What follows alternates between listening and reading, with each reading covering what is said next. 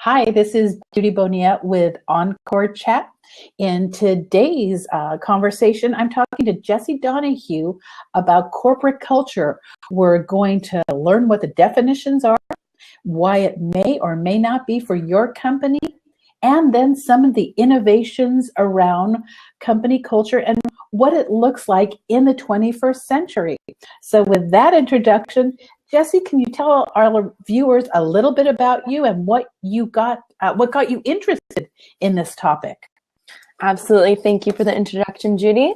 My name is Jessie Donahue, and I'm currently the director of Hera Hub Carlsbad. Previously ran a technology startup where I dug into company culture and created a whole value system and mission for my personal company.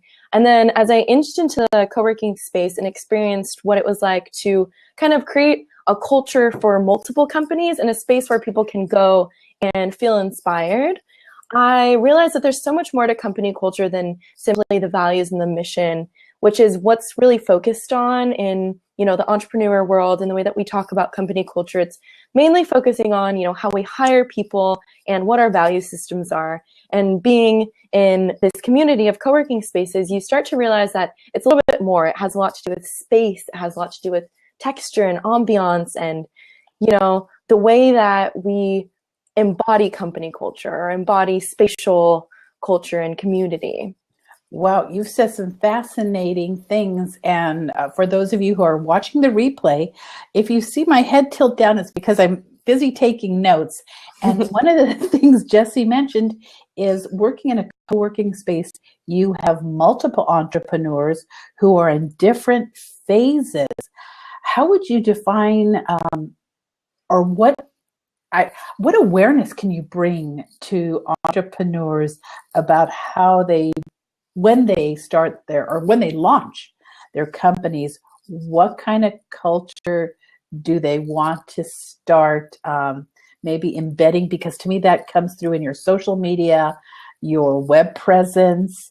So as you define the different facets of company culture, can you speak a little to that on those of us who are in the middle of a launch? Definitely. And I think that company culture by design is most important to instill at the very beginning of a company. It's a lot harder to come in later and instill values and, company culture methods later when you already have 100 employees. A really good example is Brian Chesky with Airbnb talked about this at the very beginning. They very intentionally designed their company culture. So they went to companies that they admired. They toured Zappos in Las Vegas, and they asked these CEOs what it meant to have company culture, how to create it, how to maintain it. And so their very first employee, the two founders, their very first employee, they interviewed hundreds of people just to hire that one person because they felt that that person was a representative of the type of people and the culture that they wanted to instill in their company. So it starts at the very beginning, really. I think sitting down with yourself and your co-founders and deciding what you want your company culture to be makes it a lot easier down the road. It's an investment of time, maybe money, and definitely intention, but it seems to pay off. So tell me this, in your work with co-working spaces, I'm thinking just based on what I see that there is not a lot of thought given by founders to developing their company culture. It's really focused on the product or service. What do you see out there? And what do we need to look for? Yeah, so this is really interesting. And in my research, I found a really interesting concept, and that is that anything that happens within the walls of your company will reverberate out.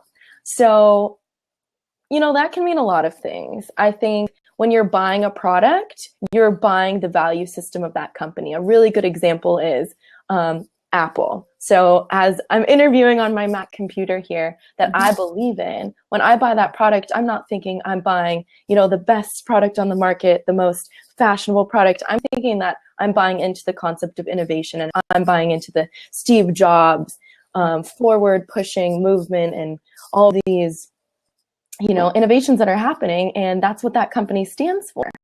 Or, one of my other favorite examples is Airbnb. You might think that they're trying to instill travel and, democratize travel and make it more accessible while also giving people an opportunity to make money on the side, renting out their rooms. But one of their core values that they've written into their company culture is friendship. So you might not think that right away, but when you're going to another place that's completely foreign to you and you're staying in someone's home, they're opening up their doors to you. They're, potentially showing you around the city, showing you around the community, exposing you to local foods. It creates a bond between you and that person. So, yeah. Well, those are really powerful. And as some of you know who have been watching the blab, is that I work from a co-working space. And as a founder, and an innovator, I have not really given much thought to my company culture. And you saw me taking notes because it's definitely something I need to really think about. And I'm hoping you'll consider this as you move forward. So thank you for bringing up the topic, Jessie. Now let's dive a little bit deeper and tell us about some of the definitions you've seen out there and what people need to look for. Yeah, so I guess the topic needs to start with defining culture. So culture is defined by a society of people who share, similar arts, beliefs, customs, things like that. So how does that translate into company culture or corporate culture, which is a little bit more easily defined? It's been on the map for a little bit longer. And it's defined right now as like beliefs and behaviors of the company and the group. So it's hard to measure, it's hard to define, which is why it's a new buzzword. It's a new thing that is really surfacing. It's not a hard science. We're just starting to put energy into recognizing it because ultimately it does affect the bottom line and it does affect the longevity of a company. So, yeah.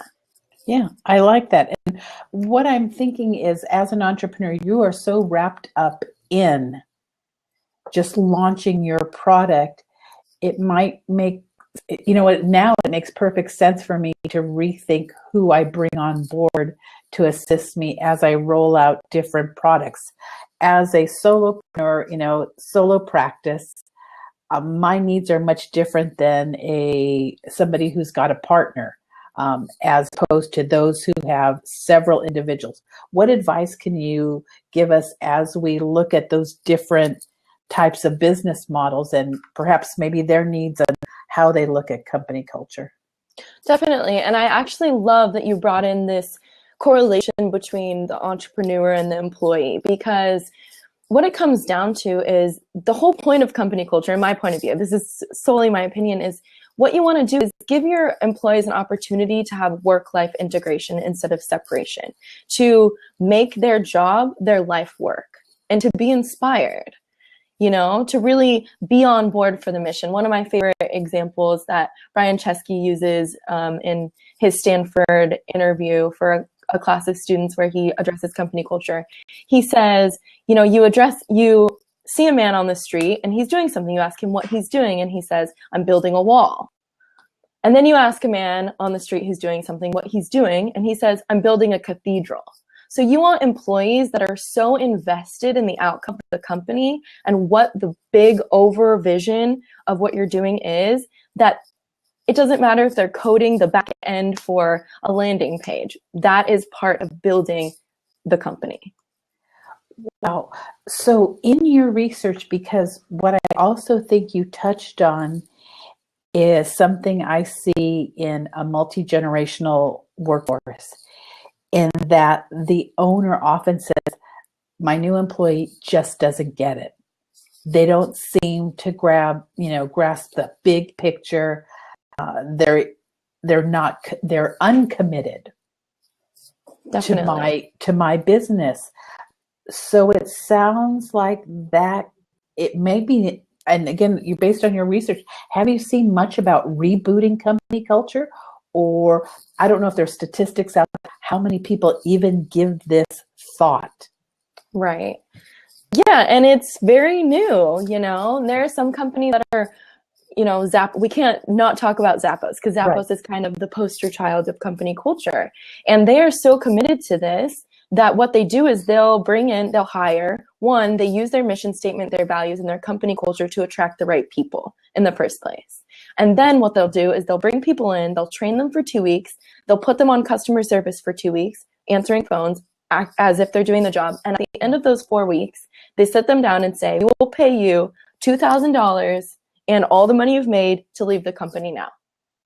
They have a choice. They can either stay or just take that paycheck and leave, no harm done. Because they want to weed out who's there for the paycheck and who's there because they really believe that they're making a difference for the greater good. Right. And that's what you want your employees to buy into, is whatever your mission is, they're on board for it. So tell me this, because so much of work right now is around a 1099. Any tips? Again, so many businesses, I'll say, bring in people to meet a need and then release them as a project. But, if you've ever worked on a project, you're brought in for X amount. Any research on how you integrate those who are there on a temporary basis, and you more than ever need their buy-in, because once they're gone, they're gone. There is no commitment. However, you need them to be completely on board for the time they're with you. And it may be your personal opinion on what we as employers and entrepreneurs can look at. Yeah, and I think that a lot of the same methods kind of are across the board in that way. But one of the studies shows that the more work flexibility, so, maybe you're a 1099 for a company for 10 years, but you're still invested in the outcome.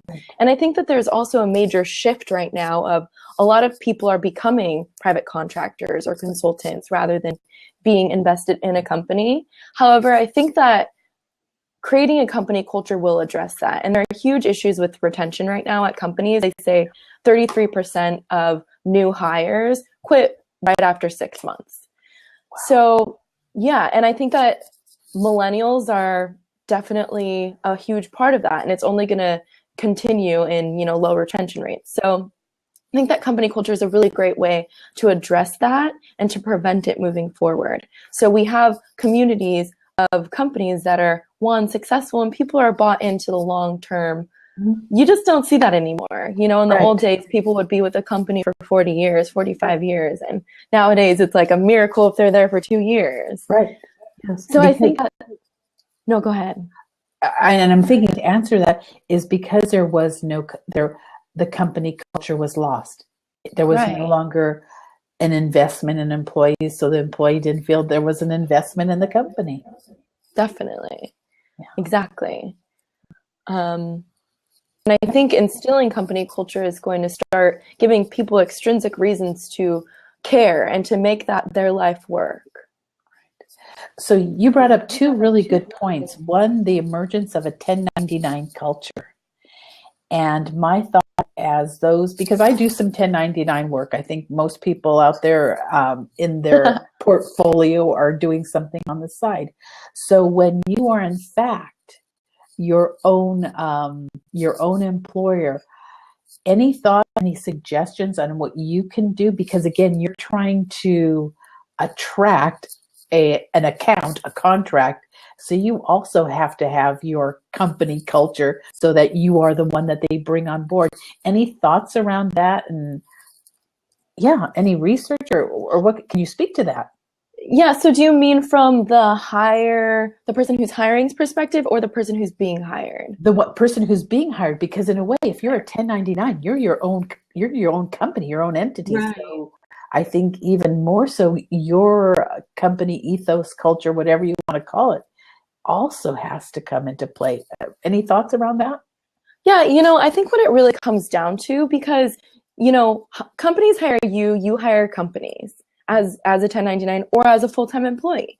And so our job as employers and as potential employees is to really articulate and know the mission statement of the company, the values of the company, and whether they align. So for example, if there's a company that's, going out there doing big hunting sprees, I don't necessarily want to help them with branding and marketing because that doesn't align with my core values.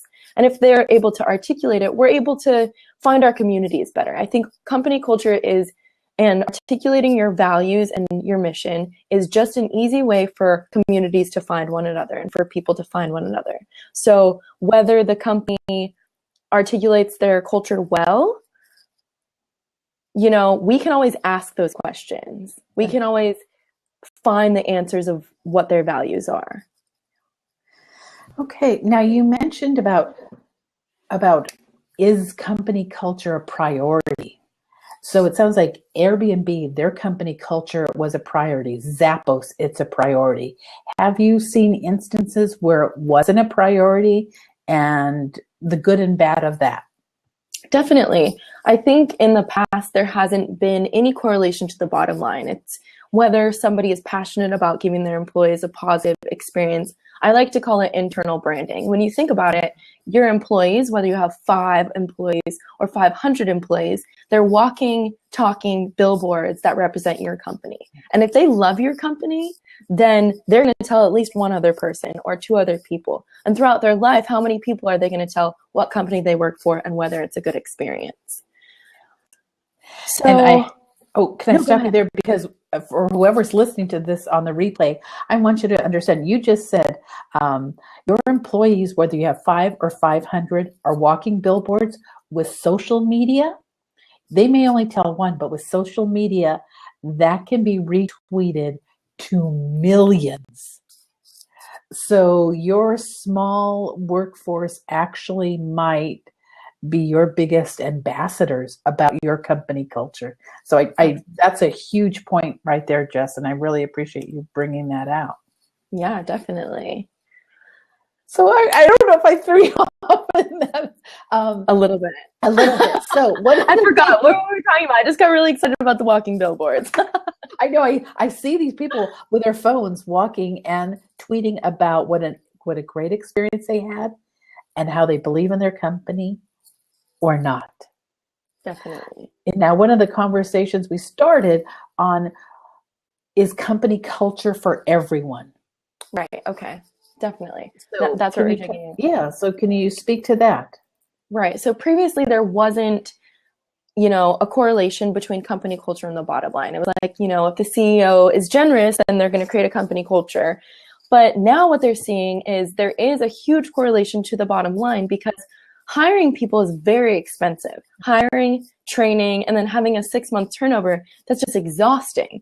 There's such low retention rates, and they're only meant to get lower as our economy is shifting to more solopreneurs and private contractors. So now that they're seeing that correlation, people are starting to invest in that. Now, like I said before, it doesn't necessarily mean that a high growth startup that wants to sell within 2 years should invest in company culture. It's more companies that start and they really want their company to outlive them and they want their company to succeed in that way. These are the people who should be investing in company culture. So you just hit on something that is near and dear to my heart, because you talked about what type of company, if you're going to sell off initially, or if this is a legacy, that whether it's family or you build and establish, I'll say, a brand. I think of some of the nonprofits or some of the for the good projects. You want those to live long after your time in office. So in the past, I've seen people knock out a mission statement or a vision in 5 to 10 minutes. Right. Any tips for those who are, when you just gave us some great advice, if you're planning to sell off, investing in company culture, corporate culture, whatever you want to call it, may not be the best investment of your money or your time. However, if you're looking for longevity, then you want to make this investment. And are there any tips, techniques, resources that you've come across that can help people look at that? As I've kind of entered this line of thought, there are lots of articles and there's lots of conversation about it, but there isn't necessarily so much a systemized way to go about it. The other thing is that the reason why it's very hard to pin down is company culture is constantly changing and shifting. So it constantly needs to be nurtured and given attention to. And, you write a mission statement at the beginning, you're probably going to have to readdress it later. you know. The most important thing is that at the beginning phases of a company, you're sitting at a table and maybe there are 5 or 10. It's very easy to communicate how you want, you know, the customer experience to be and the employment experience to be. But when you reach, you know, 300 people, how can you articulate those messages without ever meeting that person? You know, you might not ever even, as a CEO, you might never even see, pass in the hallway, or have an opportunity to meet some of your employees. But how can you communicate your core values to them?